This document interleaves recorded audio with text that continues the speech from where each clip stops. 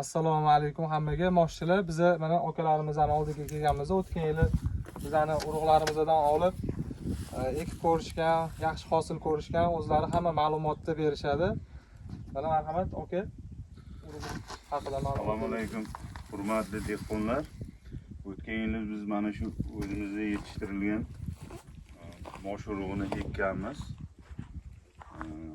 Shu g'alladan keyin bo'shagan maydonga zayak suvini qo'yib, namiga ekkanmiz. Boshqa suv olganimiz yo'q.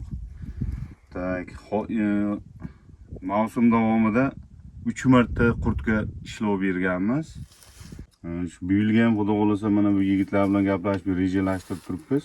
Buyilgan 30 gektar shu navdan ekamiz xudo xolasa. O'zi mayda, bozor bor, klienti juda ham suyadi, klienti yaxshi. O'tgan yili 11,5 mingdan sotganmiz. Bu yil ham xudo xolasa shu navda ekib dehqonchilik qilamiz. Bunaqa oshiqcha mehnati yo'q. Shu zayakni bitta suvini qo'yib olsangiz, shu bilan ekib qo'yasiz, bo'ldi. Boshqaligisi yo'q undaqa. Tavsiya qilasiz. Tavsiya qilaman. Erta pishar, 70 kunda pishib yetiladi. Shu urug'ni tavsiya qilaman. Ayniqsa bozorga juda ommabop, bozor juda ham suyadi. Bizning iqlimga to'g'ri keldi bu yerga. Bayovutni, Katlamanni nimasiga to'g'ri keldi. Bizlarning iqlimga juda mos to'g'ri keladi. Rahmat hammalarga.